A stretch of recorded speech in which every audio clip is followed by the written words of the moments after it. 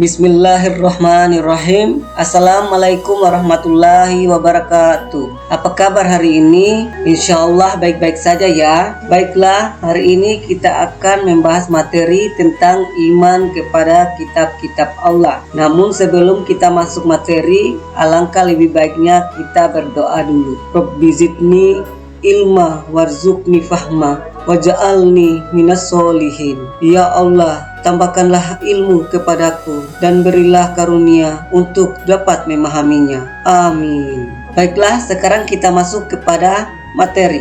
Iman kepada kitab-kitab Allah. Iman kepada kitab-kitab Allah merupakan rukun iman yang kelima yang menjadi pondasi bagi keimanan kita kepada Allah Subhanahu wa taala. Dalam perjalanan sejarah, Allah Subhanahu wa taala telah menurunkan kitab-kitab suci kepada para nabinya sebagai pedoman bagi umat manusia. Melalui kitab suci, Allah Subhanahu wa taala menyampaikan wahyu-wahyunya, mengatur hubungan manusia dengannya dan memberikan petunjuk mencapai kebahagiaan dunia dan akhirat. Definisi iman kepada kitab-kitab Allah. Iman kepada kitab-kitab Allah berarti meyakini dengan sepenuh hati bahwa kitab-kitab yang diturunkan Allah Subhanahu wa taala kepada rasulnya adalah benar-benar wahyu dari Allah Subhanahu wa taala. Sebagai contoh, menerima Al-Qur'an sebagai wahyu Allah Subhanahu wa taala dan meyakini bahwa isi kandungannya adalah benar dan suci. Landasan iman kepada kitab-kitab Allah. Landasan iman kepada kitab-kitab Allah yaitu pertama, Al-Qur'an. Al-Quran menegaskan bahwa Allah Subhanahu wa taala menurunkan kitab-kitab suci kepada para rasulnya. Kedua, hadis. Hadis Nabi Muhammad SAW juga menekankan pentingnya iman kepada kitab Allah Subhanahu wa taala. Ketiga yaitu akal sehat, di mana manusia dapat memahami bahwa Allah Subhanahu wa taala sebagai Maha Pencipta pasti memiliki wahyu untuk membimbing makhluknya. Selanjutnya, kitab-kitab Allah yang wajib diimani. Kitab-kitab Allah yang wajib diimani ada 4. Yang pertama, Al-Quran. Al-Quran merupakan kitab suci umat Islam yang diturunkan kepada Nabi Muhammad SAW dan berlaku untuk seluruh umat. Yang kedua, Zabur.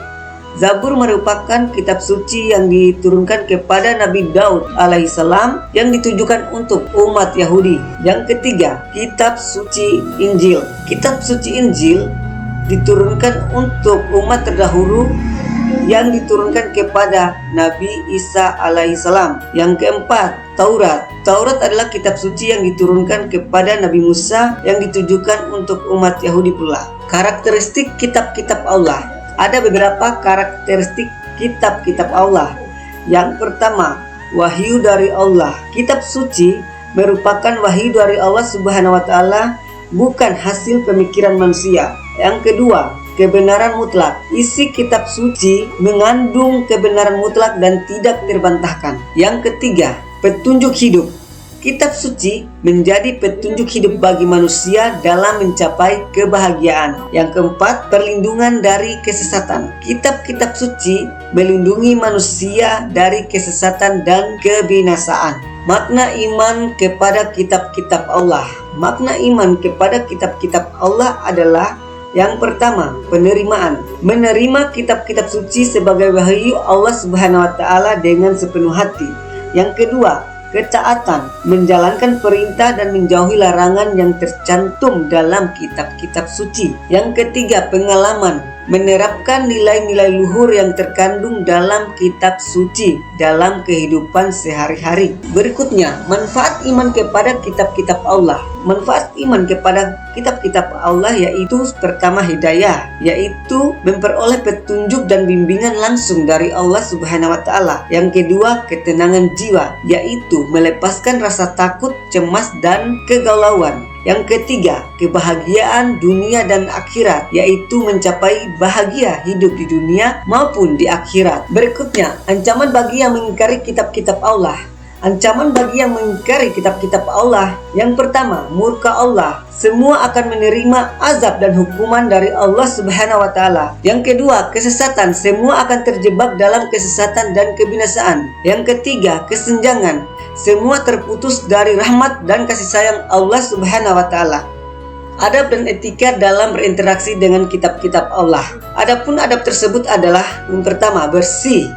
Semua harus mempersiapkan diri dalam keadaan suci dan bersih. Yang kedua, hormat. Kita sebagai manusia harus menghormati kitab suci dengan penuh kerendahan hati.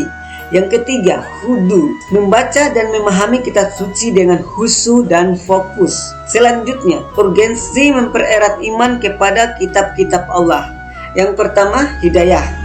Mendapat petunjuk dan bimbingan yang lebih kuat langsung dari Allah Subhanahu wa Ta'ala. Yang kedua, ketaatan, yaitu menjadi pribadi yang lebih taat dan patuh kepada Allah Subhanahu wa Ta'ala. Yang ketiga, kebahagiaan, yakni akan mencapai kebahagiaan hidup yang hakiki dan abadi. Baiklah, itulah pemaparan tentang materi iman kepada kitab-kitab Allah. Dan marilah kita akhiri pertemuan kali ini dengan ucapan hamdalah. Alhamdulillah.